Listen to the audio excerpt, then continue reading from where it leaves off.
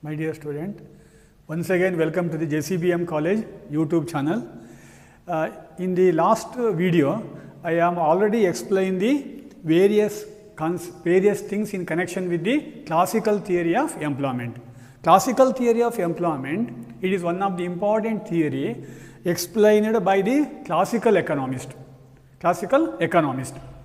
The classical theory of employment depends upon the Say's law of market. In this video, I am trying to concentrate more on only the Say's law of market. Say's law of market is one of the important pillar of the classical theory of employment. According to J.B. Say is one of the classical economists. J.B. Say is one of the classical economists in the 19th century who wrote a famous book namely called as The Economic Politic. That is a famous book written by J.B. Say in the 19th century. In this particular book, he explained his famous market law in the name of Say's law of market. Say's law of market explains that supply creates its own demand. That is a famous law advocated by J.B. Say.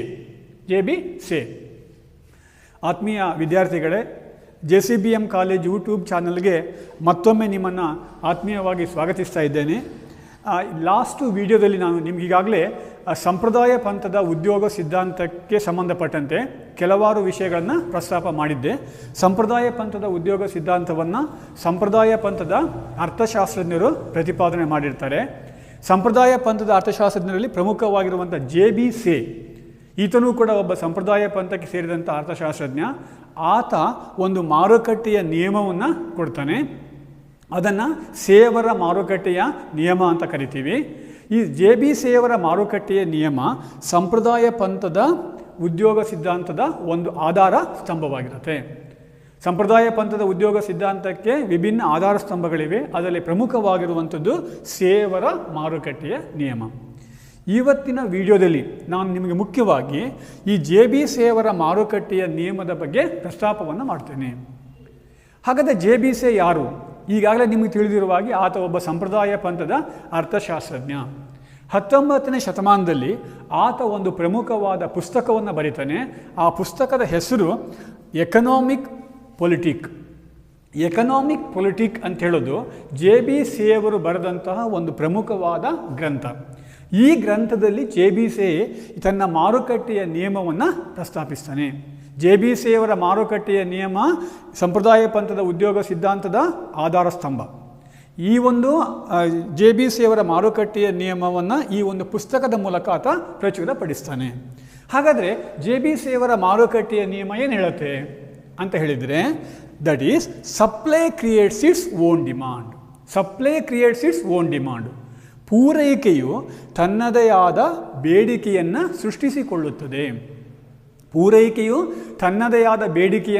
ಸೃಷ್ಟಿಸಿಕೊಳ್ಳುತ್ತದೆ ಎಂಬುದು J.B. Say ಅವರ ಮಾರುಕಟ್ಟೆಯ ನಿಯಮ. According to J.B. Say, whatever the product is to be produced in the economy, it is automatically demanded by the people. There is no question of overproduction according to J.B. Say. According to J.B. Say, in any economy, whatever the amount of product is to be produced, that is automatically demanded by the people. Demand is always equals to supply. According to J.B. Say. There is no question of overproduction. Overproduction is impossible. Production is impossible according to J.B. Say. Whatever the amount of product is to be produced by the economy, that is automatically demanded. There is a balance between demand and supply according to J.B. Say. J.B. Say ಅವರ ಮಾರುಕಟ್ಟೆಯ ನಿಯಮ ಏನು ಹೇಳುತ್ತೆ ಅಂತ ಹೇಳಿದರೆ, ಪೂರೈಕೆಯು ತನ್ನದೇ ಆದ ಬೇಡಿಕೆಯನ್ನು ಸೃಷ್ಟಿಸಿಕೊಳ್ಳುತ್ತದೆ.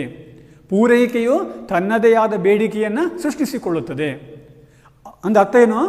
ಬೇಡಿಕೆ ಮತ್ತು ಪೂರೈಕೆಯ ನಡುವೆ ಸಮತೋಲನ ಇರುತ್ತೆ. ಅದು ಹಾಗಾಗಿ ಅಧಿಕ ಉತ್ಪಾದನೆಯ ಪ್ರಶ್ನೆ ಉದ್ಭವಿಸುವುದೇ ಇಲ್ಲ. ಅಧಿಕ ಉತ್ಪಾದನೆಯ ಪ್ರಶ್ನೆ ಉದ್ಭವಿಸಿದಾಗ ಮಾತ್ರ ಯಾವುದೇ ಒಂದು ದೇಶದಲ್ಲಿ ನಿರುದ್ಯೋಗ ಸಮಸ್ಯೆ ಉಂಟಾಗುವಂಥದ್ದು, ಅರೆ ಉದ್ಯೋಗ ಸಮಸ್ಯೆ ಉಂಟಾಗುವಂಥದ್ದು. ಸಂಪ್ರದಾಯ ಪಂಥದವರು ನಿಮಗೆ ಈಗಾಗಲೇ ಹೇಳಿದಿರುವಂತೆ ಯಾವುದೇ ಒಂದು ದೇಶದಲ್ಲಿ ಪೂರ್ಣ ಉದ್ಯೋಗ ಇರುತ್ತೆ ಅನ್ನುವಂಥ ಕಲ್ಪನೆ ಮಾಡ್ಕೊಳ್ತಾರೆ. ನಿರುದ್ಯೋಗದ ಪ್ರಸ್ತಾಪವನ್ನು ಅವರು ಅಲ್ಲಗಳಿತಾರೆ. ಯಾವುದೇ ಒಂದು ದೇಶದಲ್ಲಿ ಪೂರ್ಣ ಉದ್ಯೋಗ ಇರುತ್ತೆ, ದುಡಿಯುವಂಥ ಕೈಗಳಿಗೆಲ್ಲ ಉದ್ಯೋಗ ಸಿಗ್ತಾ ಇರುತ್ತೆ ಅನ್ನುವಂಥದ್ದು ಅವರ ಪ್ರಮುಖವಾದ ಕಲ್ಪನೆ. ಅದು ಹೇಗೆ ಸಾಧ್ಯ ಆಗುತ್ತೆ ಅಂತ ಹೇಳಿದ್ರೆ, ಪೂರೈಕೆ ಮತ್ತು ಬೇಡಿಕೆ ನಡುವಣ ಸಮಾನತೆಯಿಂದ. ದೇಶದಲ್ಲಿ ಏನು ಸರಕುಗಳು ಉತ್ಪಾದನೆ ಆಗ್ತವೆ, ಆ ಸರಕುಗಳಿಗೆ ಬೇಡಿಕೆ ಆಟೋಮೆಟಿಕಲಿ ತನ್ನಷ್ಟಕ್ಕೆ ತಾನಾಗಿ ಸ್ವಯಂಚಾಲಿತವಾಗಿ ಬರುತ್ತೆ. ಹಾಗಾಗಿ ಪೂರೈಕೆ ಮತ್ತು ಬೇಡಿಕೆಗಳು ಪರಸ್ಪರ ಸಮನಾಗಿರ್ತವೆ. ಅಧಿಕ ಉತ್ಪಾದನೆಯ ಪ್ರಶ್ನೆ ಎಲ್ಲೂ ಕೂಡ ಉದ್ಭವಿಸುವುದಿಲ್ಲ. ಅಧಿಕ ಉತ್ಪಾದನೆಯ ಪ್ರಶ್ನೆ ಉದ್ಭವಿಸಿದಾಗ ಮಾತ್ರ ದೇಶದಲ್ಲಿ ನಿರುದ್ಯೋಗ ಮತ್ತು ಅರೆ ಉದ್ಯೋಗ ಸಮಸ್ಯೆಗಳು ಉಂಟಾಗ್ತವೆ. ಇದು JBC ಅವರು ಹೇಳಿದಂಥ ಪ್ರಮುಖವಾದ ಮಾರುಕಟ್ಟೆಯ ನಿಯಮ ಆಗಿರುತ್ತೆ. JBC ಅವರ ಪ್ರಕಾರ supply creates its own demand. Whatever the product is to be produced, whatever the amount of product is to be produced, that is automatically demanded. In any economy, production creates its own market for good. Production itself creates the market for their products. There is no question of overproduction according to JBC ಅವರ ಪ್ರಕಾರ ಉತ್ಪಾದನೆಯು ತನಗೆ ಯಾವುದೇ ಒಬ್ಬ ಉತ್ಪಾದಕ ತಾನು ಉತ್ಪಾದಿಸಿದ ಸರಕಿಗೆ ತಾನೇ ಮಾರುಕಟ್ಟೆಯನ್ನು ಆತ ದೊರಕಿಸಿಕೊಳ್ತಾನೆ, ತಾನೇ ಮಾರುಕಟ್ಟೆಯನ್ನು ಕಂಡುಕೊಳ್ತಾನೆ. ಅಂದರೆ ಮಾರುಕಟ್ಟೆಯ ಕೊರತೆಯ ಸಮಸ್ಯೆ ಎಲ್ಲೂ ಕೂಡ ಉದ್ಭವಿಸುವುದಿಲ್ಲ. ಉತ್ಪಾದನೆ ಆದಂಥ ಎಲ್ಲ ಸರಕುಗಳಿಗೂ ಕೂಡ ತನ್ನಷ್ಟಕ್ಕೆ ತಾನು ಮಾರುಕಟ್ಟೆ ಬರುತ್ತೆ ಅಂತ ಹೇಳೋದು JBC ಅವರ ಒಂದು ಅಭಿಪ್ರಾಯ ಆಗಿರುತ್ತೆ. JBC ಅವರ ಈ ಒಂದು ಮಾರುಕಟ್ಟೆಯ ನಿಯಮವನ್ನು ಪ್ರಮುಖವಾಗಿ ಎರಡು ರೀತಿಯ ಆರ್ಥಿಕತೆಗಳಿಗೆ ನಾವು ಇದು ಅನ್ವಯಿಸ್ಬೋದು. The Say's law of market. The Say's law of market is explaining with the help of the two types of market. Number one is the market economy. Number second is the barter economy. The barter system is one of the important system existing at the time of classical economists. At the time of classical economy, the barter system is a common economic system. But now every economy they are adopt the monetary system or money economy. Modern economies are known as the monetary economics. Money is working as a medium of exchange, measure of value in the modern days. But at the time of classical economists, they always thinking about the barter system. JBC ಅವರ ಮಾರುಕಟ್ಟೆಯ ನಿಯಮವನ್ನು ನಾವು ವಿವರಿಸಬೇಕಾದ್ರೆ ಎರಡು ರೀತಿಯ ಮಾರುಕಟ್ಟೆಯಲ್ಲೂ ಕೂಡ ಅದನ್ನು ವಿವರಿಸ್ಬೋದು. ಒಂದನೇದು ಸಾಟಿ ವಿನಿಮಯ ಪದ್ಧತಿ ಇದ್ದಾಗ, ಇನ್ನೊಂದು ಹಣದ ಆರ್ಥಿಕತೆ ಇದ್ದಾಗ. JBC ಅವರ ಮಾರುಕಟ್ಟೆ ನಿಯಮವನ್ನು ಎರಡು ರೀತಿಯ ಆರ್ಥಿಕತೆಗಳಲ್ಲೂ ಕೂಡ ನಾವು ಅದನ್ನು ವಿವರಿಸ್ಬೋದು. ಒಂದು ಯಾವುದು ಸಾಟಿ ವಿನಿಮಯ ಪದ್ಧತಿ ಇದ್ದಾಗ. ಸಾಟಿ ವಿನಿಮಯ ಪದ್ಧತಿ ಸಂಪ್ರದಾಯ ಪಂಥದವರು ಮಾಡಿಕೊಂಡಂಥ ಒಂದು ಪ್ರಮುಖವಾದ ಕಲ್ಪನೆ. ಅಂದರೆ ಸಂಪ್ರದಾಯ ಪಂಥದವರ ಕಾಲದಲ್ಲಿ ಸಾಟಿ ವಿನಿಮಯ ಪದ್ಧತಿ ಇತ್ತು. ಅದೇ ರೀತಿಯಲ್ಲಿ ಈಗ ಆಧುನಿಕ ಅರ್ಥವ್ಯವಸ್ಥೆಯಲ್ಲಿ ಹಣದ ಆರ್ಥಿಕತೆ ಇದೆ, ಮಾನಿಟರಿ ಎಕನಾಮಿಕ್ಸ್, ಇವೆಲ್ಲವೂ ಕೂಡ ಹಣದ ಆರ್ಥಿಕತೆ ಆಗಿದೆ. ಈ ಎರಡು ರೀತಿಯ ಆರ್ಥಿಕತೆಗಳಿಗೂ ಕೂಡ JBC ಅವರ ಮಾರುಕಟ್ಟೆಯ ನಿಯಮವನ್ನು ನಾವು ಅನ್ವಯ ಮಾಡ್ಬೋದು. According to JBC, in case of barter system, there is no scope for mediation of money. Without money, people they buying and selling the product. Under the barter system, one good is exchanged with another good without mediation of money. That is known as barter system. Barter system is a system in which there is no scope for money. Without the mediation of money, one good is exchanged with another good. That is known as barter system. ಇಲ್ಲಿ ಸಾಟಿ ವಿನಿಮಯ ಪದ್ಧತಿ ಅಂತ ಹೇಳಿದರೆ ಹಣದ ಬಳಕೆ ಇಲ್ಲದೆ, ಹಣವನ್ನು ಬಳಸದೆ ಒಂದು ಸರಕನ್ನು ಮತ್ತೊಂದು ಸರಕಿಗೆ ವಿನಿಮಯ ಮಾಡಿಕೊಳ್ಳುವ ಪದ್ಧತಿಗೆ ನಾವು ಸಾಟಿ ವಿನಿಮಯ ಪದ್ಧತಿ ಅಂತ ಕರಿತೇವೆ. ಆದರೆ ಇವತ್ತು ಎಲ್ಲೂ ಕೂಡ ಸಾಟಿ ವಿನಿಮಯ ಪದ್ಧತಿ ಇಲ್ಲ, ಹಣದ ಆರ್ಥಿಕತೆ ಇದೆ. ಇವತ್ತು ಹಣವನ್ನು ನಾವು ವ್ಯಾಪಕವಾಗಿ ಬಳಕೆ ಮಾಡ್ತಾ ಇದ್ದೇವೆ. We are able to explain the Say's law of market under the barter system as well as in the monetary system also. According to JBC, supply creates its own demand. Supply creates its own demand means whatever the product is to be produced, that is automatically demanded by the people. According to JBC, for the sake of producing the product, for the sake of producing any type of product, we require the factors of production like that land, labor, capital and organization. Production is the function of land, labor, capital and organization. In any economy, for the sake of producing the product, we require the factors of production. Production is the function of land, labor, capital and organization. According to JBC, in any economy, for the sake of active involvement of each and every factor, every factors of production, they rewarded, for example, the land is rewarded in form of wages. Land is rewarded in form of rent. Labor is rewarded in form of wages. At the same time, capital is rewarded in form of interest. Organizer rewarded in form of profit. That is the reward for every factors of production. Land is rewarded in form of rent. Rent is reward for land. The wage is reward for the laborer. Capital is rewarded. The capital is rewarded in form of interest.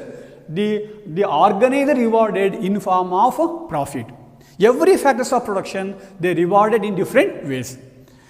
ಅಂದರೆ JB ಸೇವರ ಪ್ರಕಾರ ಯಾವುದೇ ಒಂದು ಸರಕನ್ನು ಉತ್ಪಾದನೆ ಮಾಡಬೇಕಾದ್ರೆ ನಮಗೆ ಉತ್ಪಾದನಾಂಗಗಳು ಬೇಕು. ಉತ್ಪಾದನಾಂಗ ಯಾವುದೋ ನಿಮ್ಗೆ ಗೊತ್ತಿದೆ.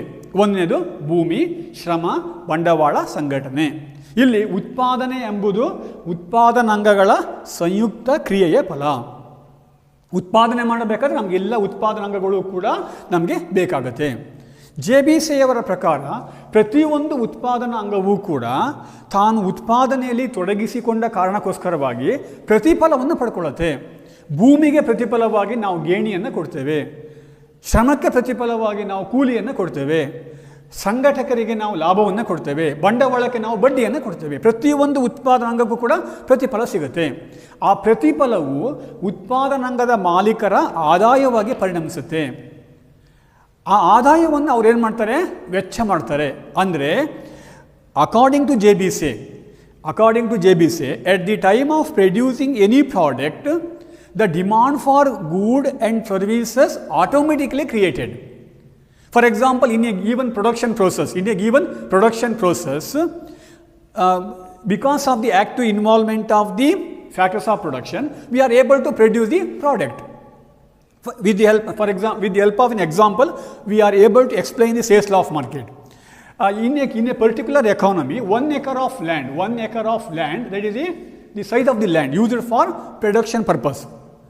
With the help of the 1 acre of land, the owner of the land who produced the 10 quintals of rice, the 10 quintals of wheat. That is the quantity of product produced by a given land holder. With the help of the 1 acre of land, 10 quintals of paddy or 10 quintals of wheat is to be produced by a given land holder. The market value of this particular product is, we assume that the 1000 rupees. 1000 rupees, that is the market value of 10 quintals of the product produced in 1 acre of land. At the time of producing the product, the given land holder who used the factors of production, namely called as land, labor, capital and organizations, are used for the purpose of producing the product.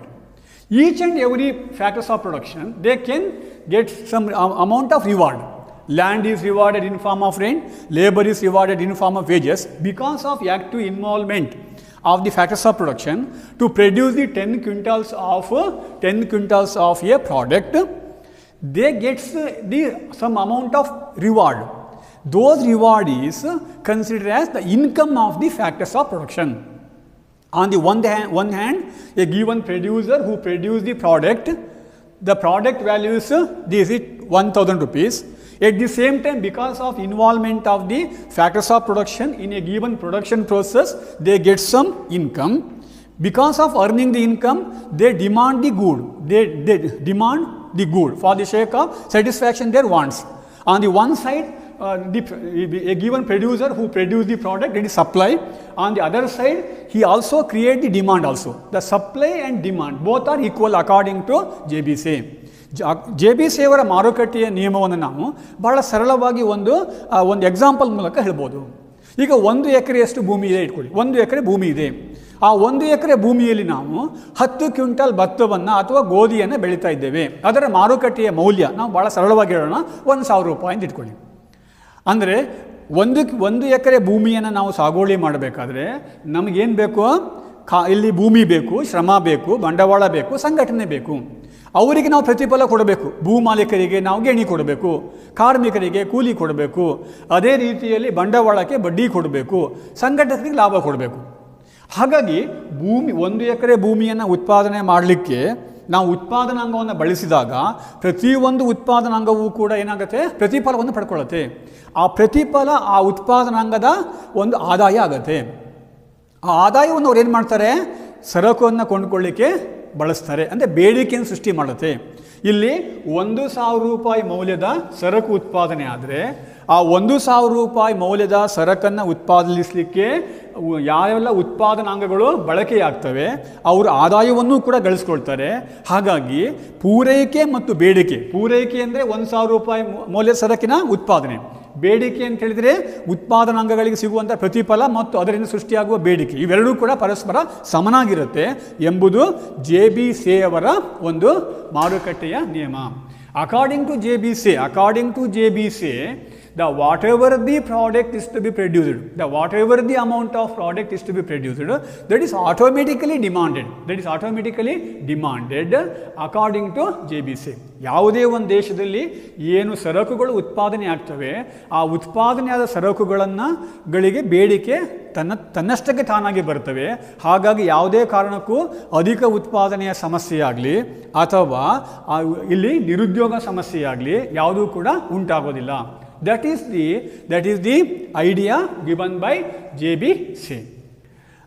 In this video, we just explain this concept with the help of an example. In the next video, I am trying to explain the various assumptions of the sales law of market. Thank you.